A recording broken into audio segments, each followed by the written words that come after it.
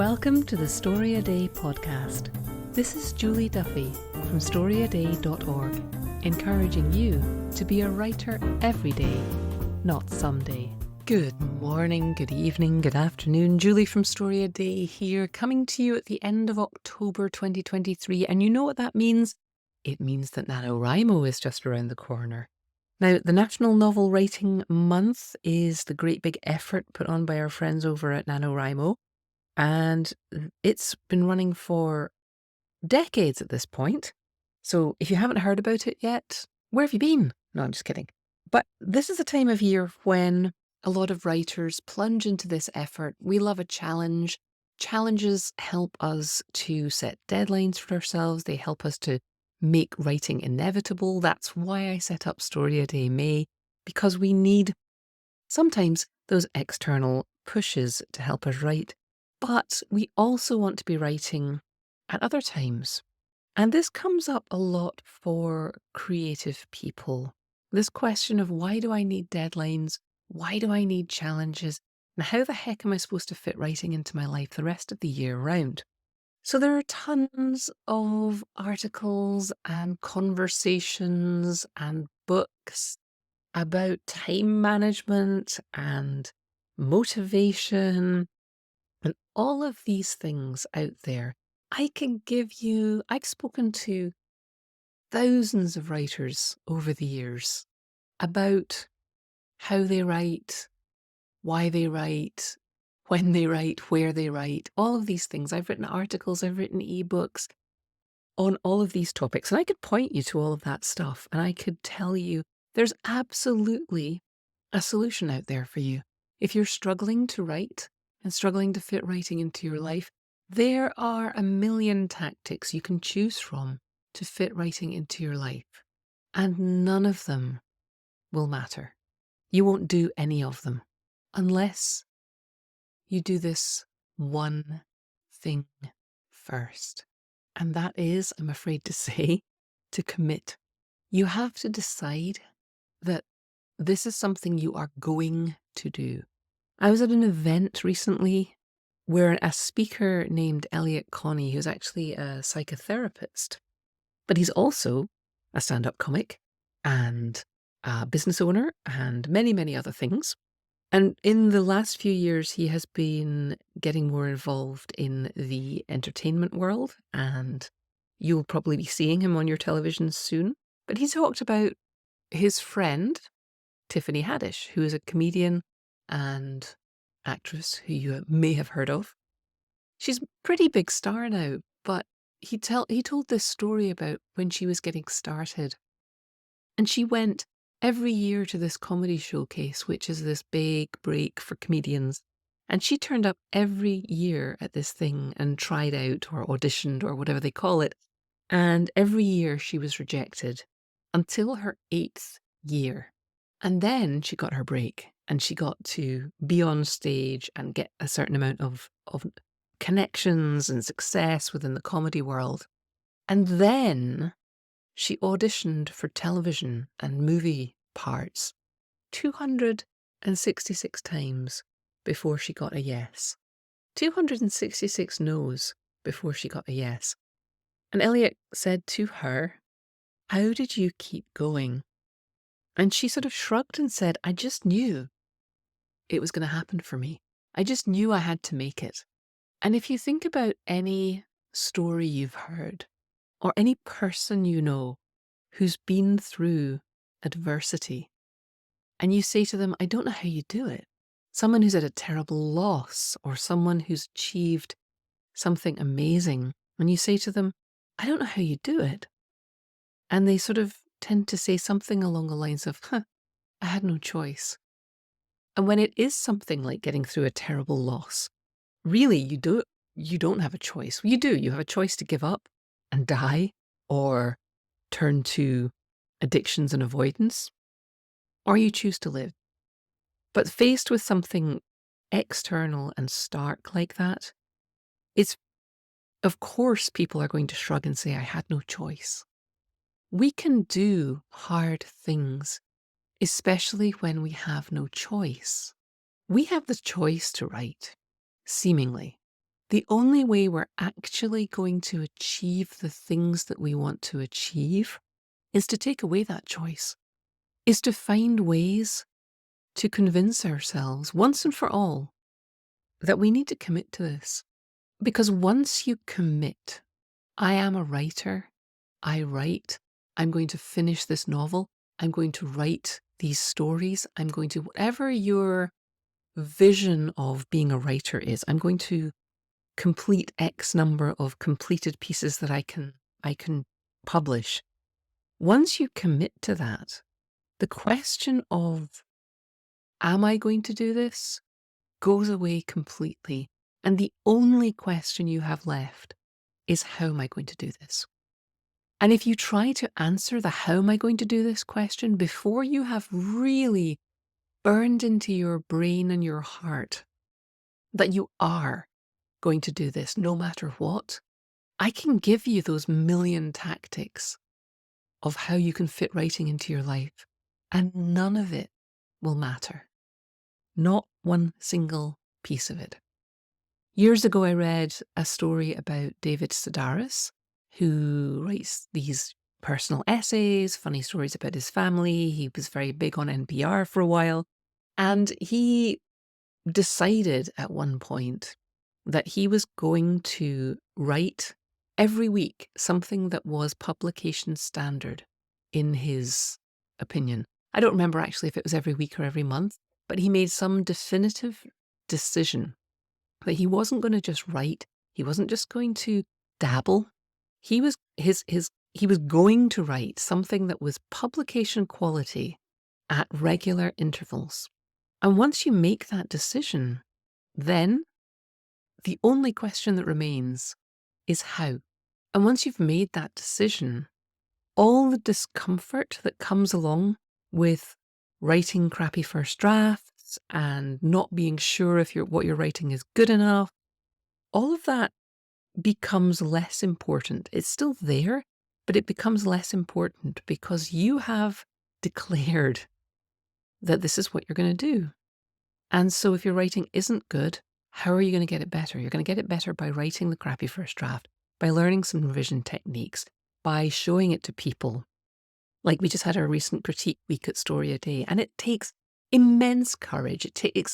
There's a lot of discomfort in showing up, in putting your unfinished writing into the folder and exposing it to other people who you admire because you know they're good writers too. And you show them something, you're like, I'm not sure if this is anything, but I just want to kind of, I need to show it to you. And there's a huge discomfort in it. But the people who have decided that the only alternative is to write and to get better, they live with that discomfort for a moment. They live with that discomfort as people give them comments on their imperfect work. And they live with the discomfort after the critique week as they try to figure out how to make it better. Because the truth is, as humans, nothing is ever going to be perfect or easy for us. And much as our beloved fiction pretends that everything happens for a reason and everything will turn out right, that's not really how life happens. We don't get a happily ever after where everything is solved and nothing ever goes wrong again and everything is rainbows and lollipops. And frankly, I think we'd be kind of bored if we did. I know someone who says very frankly about stuff like this, you got to pick your pain. And I don't like that expression. I don't like that concept, but I do believe that this person is right. I can sit and noodle about with my journal. I can write blog posts and record podcasts for you because I know how to do those things. There's a structure. I've got opinions. It's very easy for me to sit here at my desk and talk to you about all the theories and practices of writing. And some of that is me avoiding working on my fiction, because working on fiction is messy and it's difficult and it's never been done before. The story I'm trying to tell at the moment has never been told before. There are similarities, there are story structures, I can use models, but the particular story I'm writing, I have to make all of the decisions, and some of them are going to be wrong, and some of them are going to work better than others, and that's uncomfortable. It's a little bit painful. I was working on it this morning. It's a little bit painful, and it's hard to make myself be that uncomfortable. But the question is, do you want to be sitting here in 5 years, having the same conversation, feeling the same pain because you haven't committed to writing and making progress in your writing? You can feel the pain of getting up early or not watching that show that everyone's watching. You can feel the pain of not listening to your favorite podcast and instead thinking about your story on your walk or your commute. That is a choice that you make that you don't want to make. It's easier to listen to somebody else's creative output than to wrestle with yours. It's a little painful to not do something that's instant gratification and pleasurable and instead take a chance on your creative work. It's a little bit painful, but it's also painful to not do your creative work. It's also painful to sit up occasionally and turn everything off and sit in silence with yourself and say, I'm not doing the thing that I know I'm meant to be doing. I'm not contributing to the world in the way that I know I could be. And I'm doing it because it's easier not to. That is painful. That is scary. And if you want to get past that, I think you have to be honest. We all have to be honest with ourselves. It doesn't really matter if we're getting external success and validation for our writing. That stuff's all lovely and we all want it and I wish it for you. But that stuff is also never going to happen if we can't do this first part. We have to pick our pain. And here's the good news. You've done hard stuff before. Whether you have endured an office job, given birth, suffered through loss, earned a degree, mastered a trade, supported yourself, run a marathon, you've done hard things before. It's easier to do hard things that don't matter as much to you as fulfilling this urge to be a writer. But you have done hard things before, and you know that you can do hard things, and you know some of the ways that you get hard things done. So when I went out and asked people, how do you get your writing done? Every time I do it, I get all kinds of tactics and methodologies. And it all comes down to some version of, I decide to do it. I give up things that are not building towards my goal.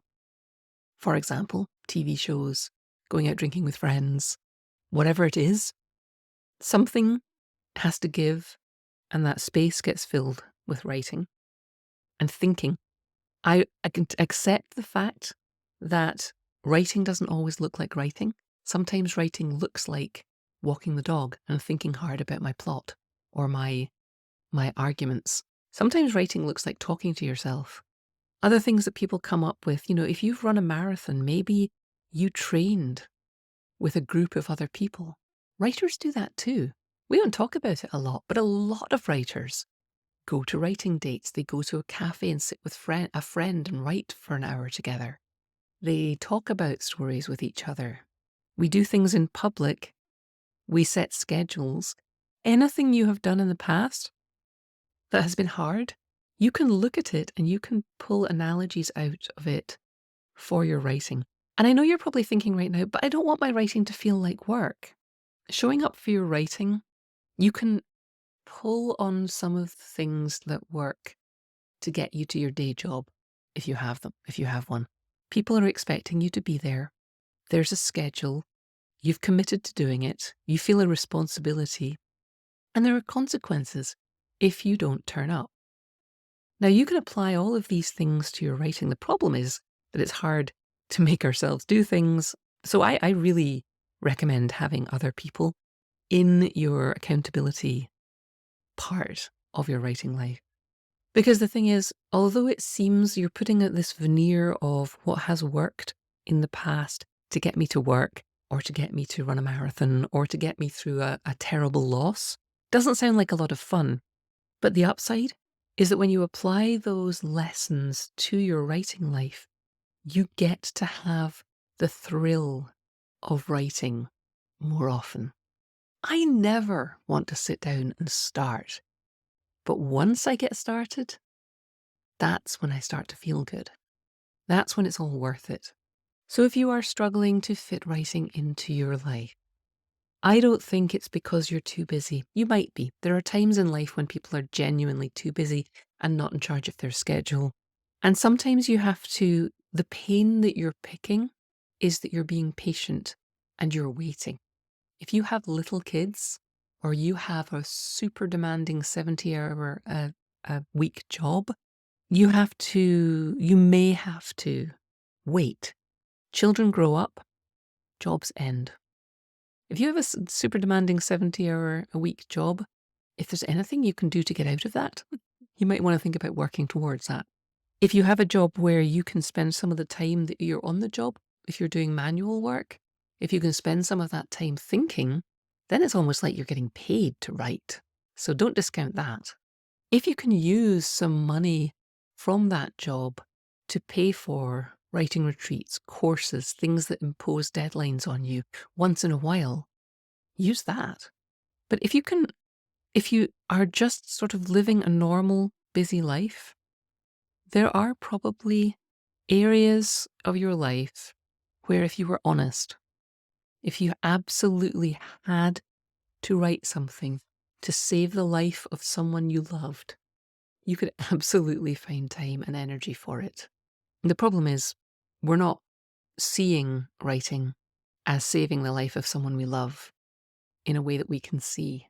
But I think a lot of us have had, if not our lives saved by a story, we've certainly had a day saved by a story.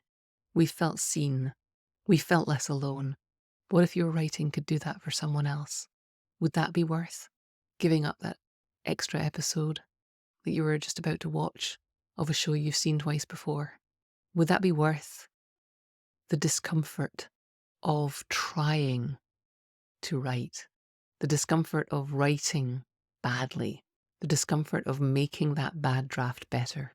If your answer is yes, then don't change your mind. Because once you make the decision that you are going to write, that you are going to finish a specific project, that you are going to show up in a consistent way, that you are going to get to that point 5 years from now and look back and go, yeah, I'm a writer. It's not a question for me anymore. Once you commit, the only thing that remains is the question of how. And that's kind of exciting. And you've done hard things before. You know how. And this is not a race. We have the rest of our lives. We don't have to do it all this year, this month, next month. We don't have to sprint and burn out. We just have to keep showing up. And we have to set goals that excite us. And we have to go after them. And we have to stop wondering if and start asking how. If you want to go through a powerful exercise that will help you figure out your yes, it will help you picture what your life will be like when you've said yes and when you've started thinking about how. I have a workbook called the Keep Writing Workbook, and it takes you through an exercise that is a little emotional and talks about why you're doing this, and then gets really practical and takes you through an exercise where you'll drill down to the very next tiniest step that you need to take that will get you on the track of how to become a writer, the kind of writer that you want to be. And you can find that if you open up your podcast app right now and click on the little information button and scroll down to the link There's a link in there for the Keep Writing workbook. It's $7. It is your commitment to yourself that you will go through this exercise. You're not just downloading a freebie, you're actually getting your credit card out and making a commitment to yourself. And you go through that exercise sometime this week, and then I would love it if you would drop me a line and let me know what you discovered. Let's stop wondering if we are writers. You're a writer. Let's commit and let's move on to figuring out the how. How this week, how today. How am I going to get my writing done today? It's not going to be perfect, but you've done hard things before. And sometimes it was absolutely worth it. Thanks for listening. Why not come over to the blog at storyaday.org and check out this week's writing prompts and articles. And in the meantime, have a great creative week and of course, keep writing.